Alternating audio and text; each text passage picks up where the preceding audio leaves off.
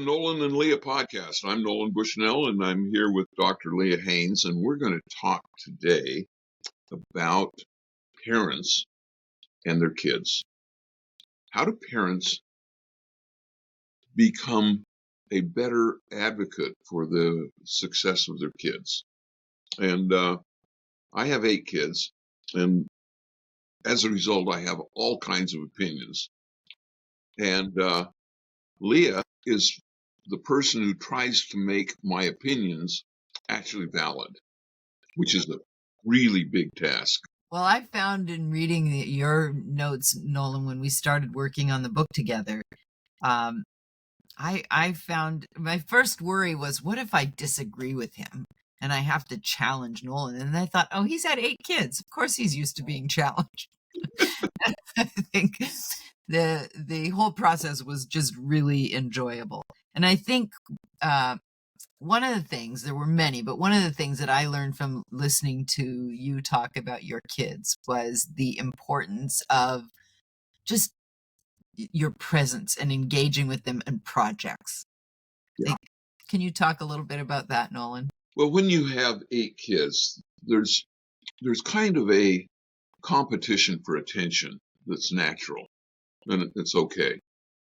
And so I did 2 things that were sort of institutionalized, and that was the Sunday morning breakfast. I would take one kid out for breakfast every Sunday morning. I'd roust them out of bed, early riser, and I'd try to take them somewhere at least a half an hour away. And we were in the Bay Area, so there were all kinds of interesting things. We'd go to Santa Cruz and Fisherman's Wharf and all that. And I tried to take them to a place that was weird, you know? And if I could get a thing like, Dad, everybody here looks like they've been working all night. I said, they're fishermen. They have been working all night. They're just back in from the catch, you know, Right. that kind of thing. If I could get them to do that, that was a win-win. But the thing that was interesting about that is we would be able to talk about a lot of far-ranging things. And I don't know if you've noticed, but if you ever ask your kids, what did you do today? Nothing. The response is nothing. Yeah. Did you learn anything? Not much. You know. But if you can engage with a specific question, and that's why with ExoDexa, we're going to send parents an email about what the kids are working on, so that there's a topic, you know. Hey, and the more you can put your kids into the role of the teacher and the parent in the role of the student, that's making real headway. Yeah, I think that's a really good point. The other thing that I'm really proud of is I would ask my kids when we were out to dinner, I would say, how much is this restaurant making per hour? They'd say, and then you'd say, well, let's figure it out. You know, how many people are here? How much do you think the average person is paying for their meal? Look at the menu. Are they having an appetizer and a main course? Or is it, I can do that even in McDonald's. How much is a typical thing? Then we say, well, you know, how much does the food cost? You know, and I'd say, you know, typically it's about a third. A third? I mean, they're buying that. I say, yeah, but there's labor. How much labor is there? How many people are in the kitchen? How much is the rent of this place? They'd get them around to this point. They say, you know, for every $1, they're only making a nickel.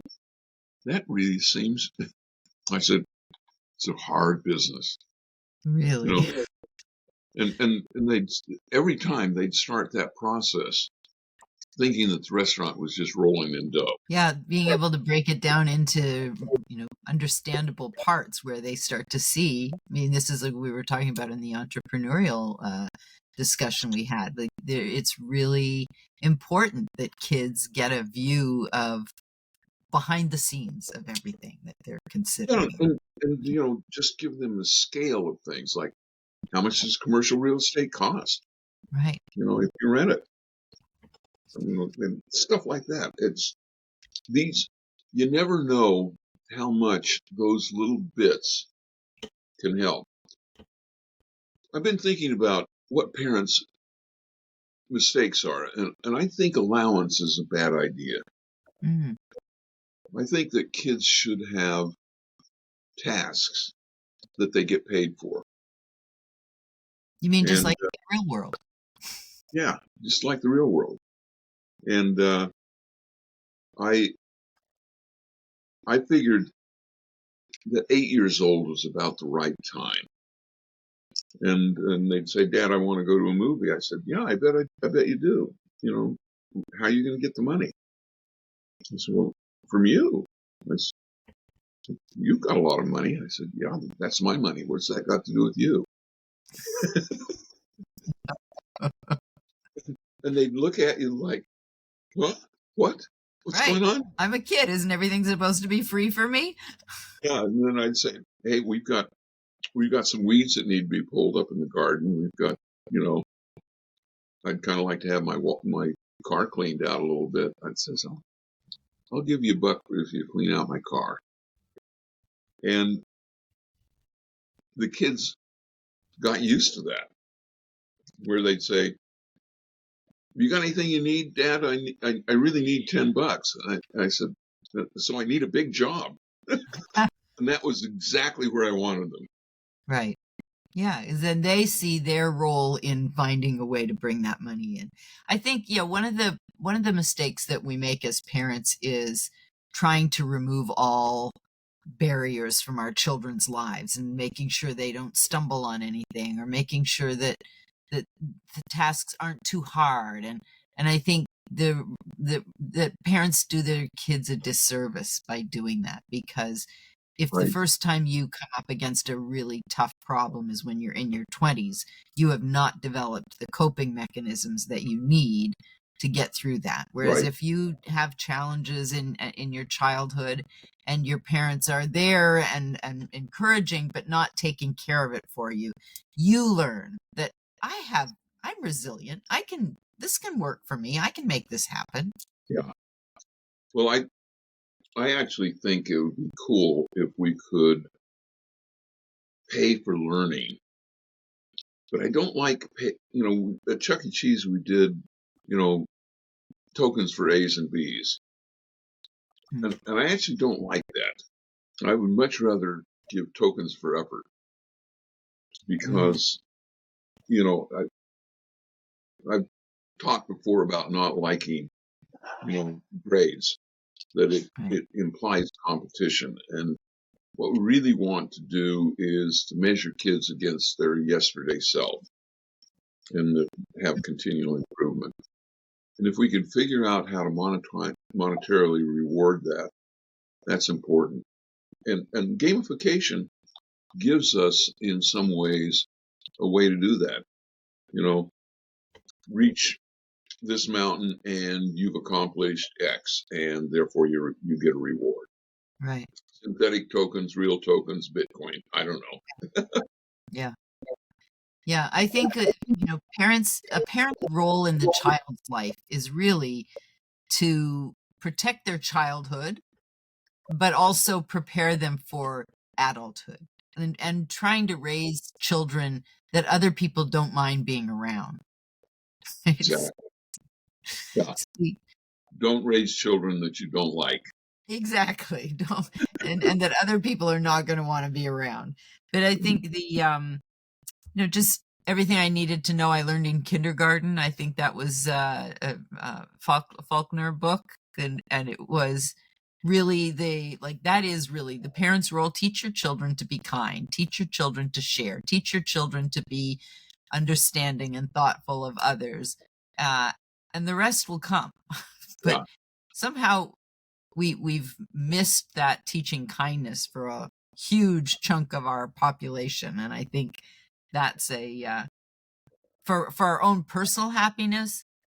It's easier to be happy if you're being kind to others. absolutely. And So I've got to tell you one more anecdote that I did with my kids that I'm really proud of. And that's when we were going on vacation. Kids need to give, get money for once you get to a destination because vacations can be expensive. So on the way there in the car, I would pay kids to memorize a poem. And if they could memorize the poem, I'd give them $5. And it's the oldest would get it first, and then the the next one would have heard it a whole bunch of times, and then what have you. And so all my kids know poems. And I said, and with boys it was a little different. I said, if you have a good poem at the right time with a girl, it's going to be really rewarding. Secondary motivation. yeah, very good. But it's also much better advice than some dads were giving their sons about girls. So I think that was a really good one. All right. Well, I think we should sign off now. And when we come back, we'll talk about gamification and the importance of that in education. Thank you, everybody, for joining us. Thank you, Nolan.